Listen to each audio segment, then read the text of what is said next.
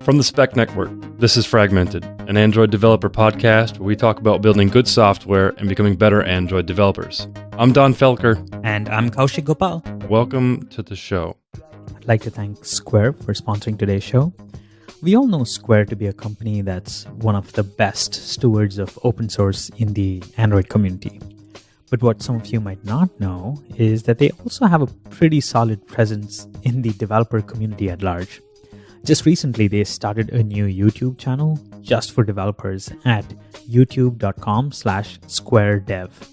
And the YouTube channel looks pretty good. They have detailed videos explaining how one would use different SDKs like Python and Ruby to integrate their different products and services.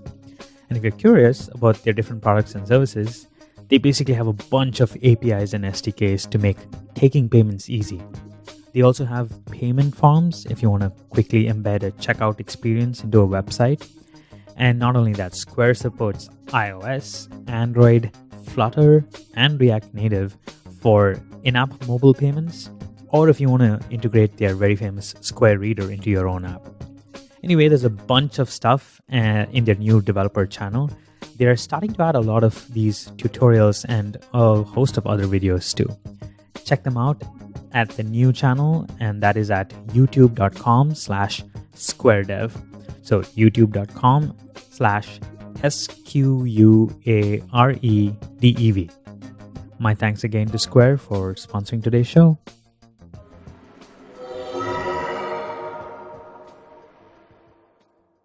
Let me ask you, do you use a base activity in your class these days? The answer is probably yes. I've very rarely seen moderately big apps extend app compat activity like directly these days. But is that the right approach? Inherently, that means we're going the inheritance versus the composition route. And isn't the composition route supposed to be better? Are there alternative approaches to this problem? It's weirdly one of those things that most of us almost take for granted because we're like, oh my God, I'm just creating a new activity, extend whatever the base activity I find in my other classes, and then just move on with building my functionality. But I haven't actually seen a lot of discussion or discourse on this out there about different strategies, approaches. Is this even a good thing to do? Should you not be doing this? What other alternatives do we have? So in this episode, I'm going to try and answer this specific question. Should you use base activities in your class? Let's start with the basics. What exactly do I mean by a base activity? I mean, probably what you're thinking. You create an abstract class, you probably call it just that, base activity, or you call it core activity, or sometimes I've seen that in different apps, they use the initials of the app. So, if I was the Instacart app, I would say IC activity and use that as my base class. If it was a movie search application, then I would use MS activity. You get the point. Now, this base class would have functionality that you typically want repeated in every single activity of your application. Let me repeat that again. Say I have functionality that I want repeated in every single screen or every single activity in my application. Then I would put that functionality inside this base class. Let's step back and try to think, what kind of functionality would this be, right? When would you ever need code that is literally repeated in every single activity of your screen? The most basic one I can think of is logging. Say every time I have an activity pop up, I want to throw in a debug log statement. If I'm using a library like Timber, every time there's an on create, on start, on stop, on destroy, I put the name of the activity and I put that tag or that label of the life cycle. This can be incredibly useful. And personally, I found it really useful, especially at times when I have crashes or I look at my, roll bar, I look at Crashlytics, Firebase, Crashlytics, all of these, they tend to have these features called breadcrumbs. And what I do is I leave these as breadcrumbs. So that way, every time I notice that my crash stats are going a little in the red, I open up those crash metrics, I look at the breadcrumbs, and boom, right there I can see, the activity where I noticed or observed this crash. And this can end up being incredibly useful. So logging is definitely one set of requirements where we find this very useful. Another similar argument can be made for analytics if that's like what is required out of your application. Sometimes you want to see engagement, how long is like a user has been on a specific activity or not. And again, this is functionality that you need to add in every single activity. Boom, you put it in the base activity, it's available everywhere. But I actually ran into a very specific requirement in the application that I was working on, where I needed to add functionality into every single base activity. And I'll try to give an equivalent example. Say you're building like the Uber driver app, right? So like Uber has riders and drivers. If you call an Uber taxi, then like that, you're probably a rider. But the actual folks driving the Uber, they use the driver app, right? And as a driver, every time I use the app, say if the backend or like, whatever, some kind of logistic systems that Uber has, they find a ride for me or they assign a ride, they probably do something like they send like a push notification to the device, and that device notices that push notification and then says, oh, you got a ride. Okay, so pop up this activity that says accept ride, so let's just call that the accept ride activity. There are obviously different ways one can implement this. I don't actually know if Uber does this way. Like, I don't know if they're using a push notification. They could maybe use something like WebSockets that has like an open stream connection that listens every time they have a new ride. That can seem a little expensive, so I don't necessarily know if they do it that way. But I can tell you, when I had to implement something very similar for like Instacart, eventually the route I went was I would get a push notification. I would store the payload in a local database. And in every single activity of my application, I would basically have like an observable hook into this database. So anytime that table got a new record, I would, if I was using Room or SQLite, I can have like an observable on that specific table to see the latest ride that was assigned. And in every single activity, I would basically hook into this database and observe if there was a new ride. If there was a new ride, boom, pop up this new screen, right? So I would need to launch this whole new accept ride activity every time I noticed that there was a new ride. And this was functionality that needed to be present in every single screen of the app. And this is sort of extremely critical, because if that is like the most important part of the app, one would assume, right? So say I was in like the help screen, it doesn't matter. If I get a ride, I need to launch the accept ride screen, right? If I was on the dashboard, if I was like, on the settings, changing my profile picture, that like is definitely much less crucial to the point of accepting a ride, right? Because that means there's a customer waiting there. You need to go get this done right away. So it's crucial functionality that needs to exist in the app for such purposes. At Instacart, like for the shopper app that I work on, like we had the same functionality, right? Like if you have a new order that is placed, and there's a customer who has like placed a new order. I'm obviously simplifying some aspects of how this works, but basically we know there's a new order that needs to be fulfilled. We send it to like who we call like our drivers, but we call them shoppers. They immediately observe that there's this new order and go fulfill it, right? So in the app that they use, every time that they have an order, we launch this new screen saying, hey, here you go. I'm not going to go into the details of like the functionality because that isn't like relevant to the point I'm trying to make here. But there's always functionality that you might expect in every single screen of your app. I'm pretty sure you've also run into very similar requirements, right? Say, I don't know, you have a really important message that needs to be shown like as a banner throughout the app, where it's very important for the user of the app to acknowledge this message. If they don't acknowledge this message, then you have to keep popping it up as like a notification or like a banner or something. So in this case, you need functionality to be injected across every single screen or every single activity in your application. So I know you've been like silently and patiently listening to me, but you probably have a ton of questions, opinions, comments. I'll try to get to these one by one. The first comment that you might have is, this is only a problem if you architect your app in a way where you have multiple activities. So say you don't use multiple activities, you're super cool, you use like a single activity and multiple fragments or multiple views. Well, yes, in that case, you are right. You probably don't have this problem because you only have a single activity. So you would just put it in there. And that makes sense. But most apps that at least I've worked on realistically have at least 4 to 5 activities or screens. Moreover, if you're already in the position where you work on an app where you already have 4 or 5 activities like me, you're going to run into this problem, because after a certain point, anytime you create a new screen or activity, like you're not going to want to like manually write this functionality and repeat this code, right?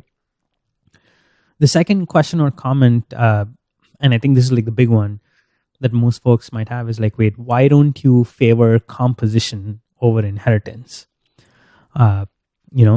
Item 2, I think, from Joshua Block's book, Effective Java, basically says literally that: favor composition over inheritance. And again, even Don did an episode, I think it was episode 16 on Fragmented, where he basically says like the same thing. He like explains that point. So here's the thing. Yes, I'm all in favor of composition over inheritance.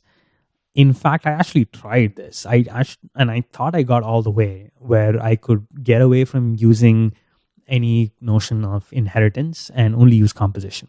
In this case, the place where we're using inheritance, just to clarify, is that the base activity would be like an abstract base class, and every single activity, say like my feature A, would extend this base activity and then have to like implement the functionality, whatever leftover functionality is there in the abstract class. So that's the part where we have the inheritance problem. So let me try to explain.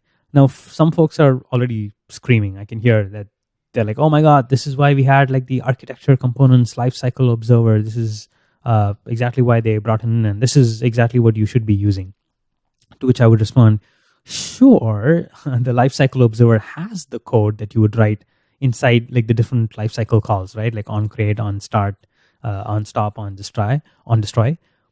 But the trouble is that the actual code where you insert the observer, that piece where you say lifecycle.add observer and put in the observer, that still has to be repeated in every single activity in that case, right? You can't avoid that part. Like even though the functionality you write is written in this observer and you add that observer, that's the composition part. And that's beautiful. That's great.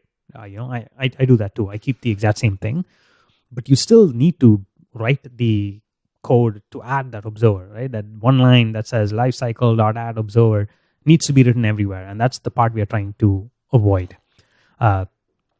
So if you did have like a base activity, that's where you would slap that one line. So your base activity would actually be pretty light, but it would have that lifecycle.add observer call.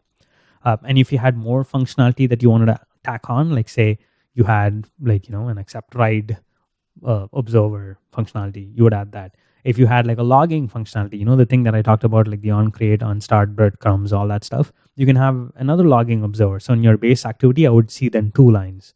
A second line where I again compose or add like another, compose that functionality by adding another observer. Now, if you're an old school Android developer, then you might actually think there's a way out. And I almost did too. And this is the part that I was like alluding to before. In your application object, there's actually this really nifty method called register activity lifecycle callbacks. And I'll actually drop a link to the documentation.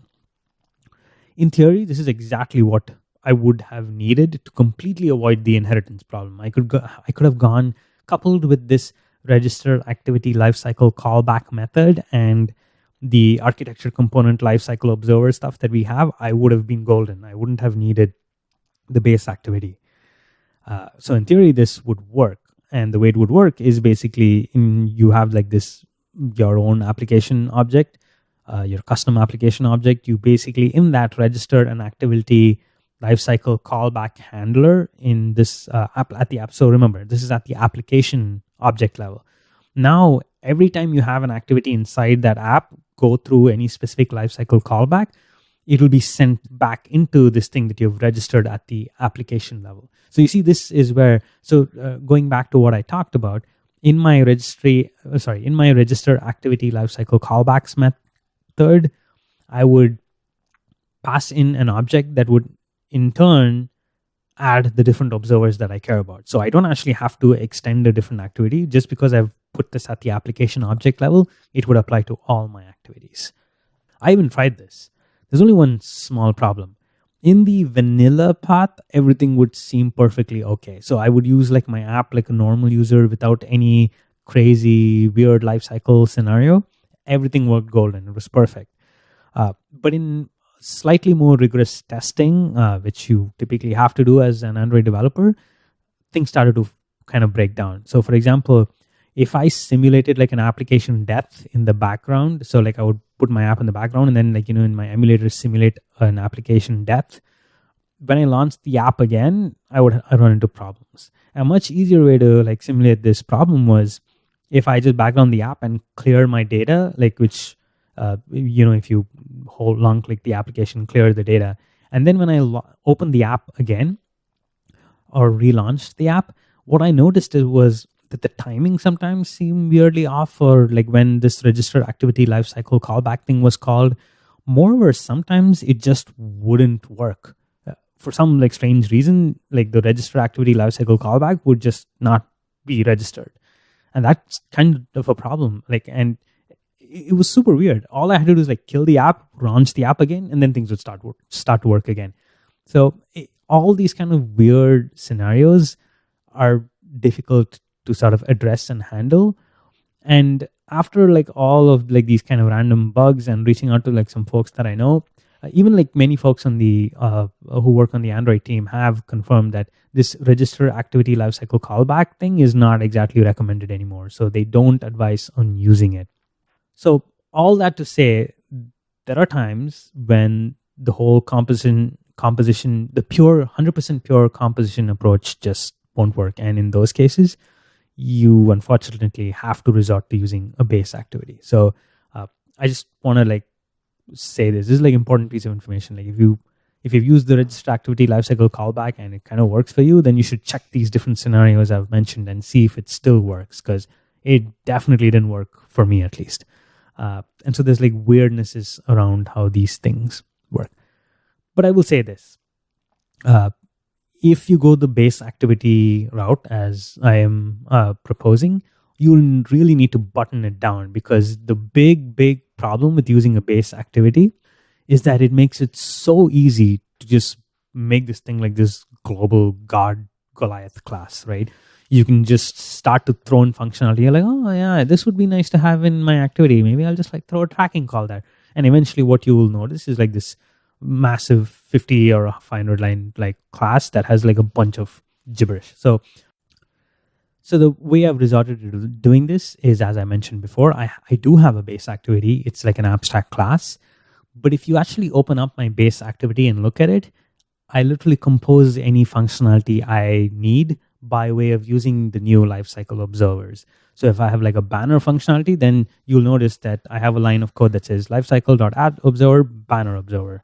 I have like lifecycle.add observer, logger observer, lifecycle.add observer, accept ride observer. So that's the only code that would exist in my base activity. The advantage with this approach is that each observer is very distinct. So if you feel like some of this functionality needs to be removed or moved, all I have to do is just delete that single line of code, just take that observer functionality out, and that piece is removed. So it's very easy to maintain this base activity, and there isn't that fear of it growing into this gnarly spaghetti ball mess.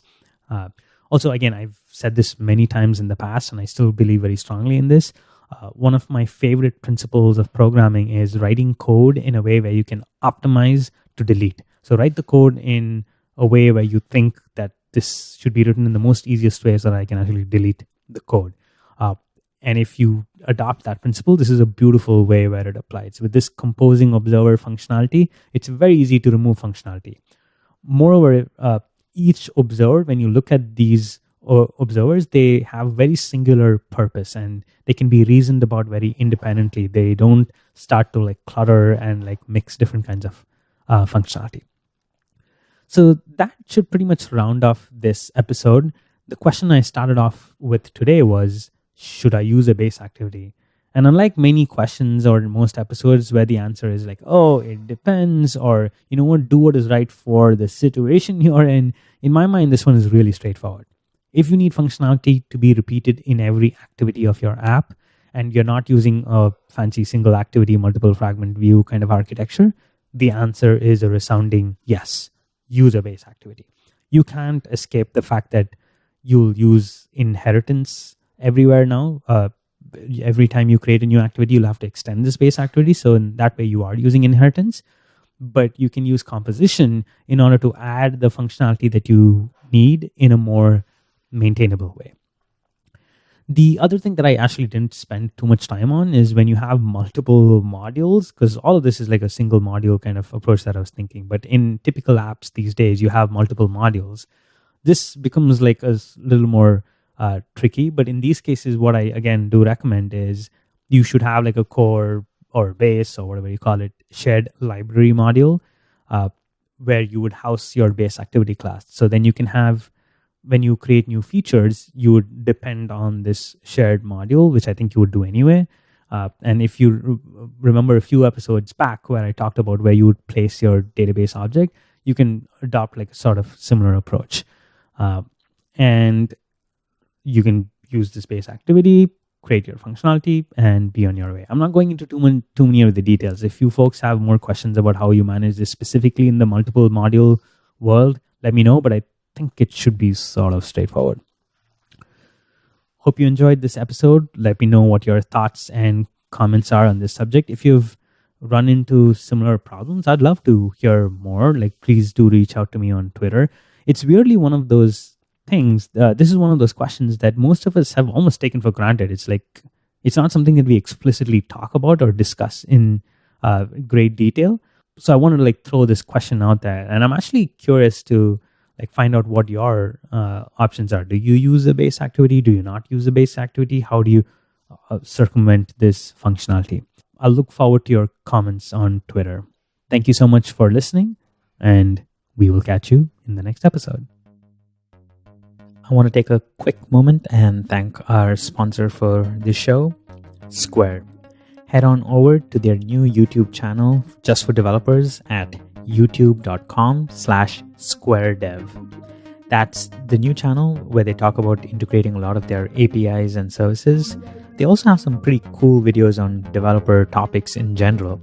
I checked out this site and found myself watching their developer video on item potency. It's a pretty cool video, so you should check it out if you're curious about the topic. Anyway, my thanks again to Square for sponsoring today's show. Please do check out their new YouTube channel, and that is at youtube.com/squaredev. So SQUAREDEV. Thanks again, Square. That's it for the show, folks. Fragmented is hosted by Don Felker and me, Kaushik Gopal. We edit and produce all the episodes here on Fragmented. Sarah the Amazing Jackson from the Spec Network helps with production assistance and wraps our final mix. Our theme and ad music is by the national recording artist Blueprint from Weightless Recordings. You can find more Fragmented episodes at fragmentedpodcast.com. Thanks for listening, and we will catch you in the next episode.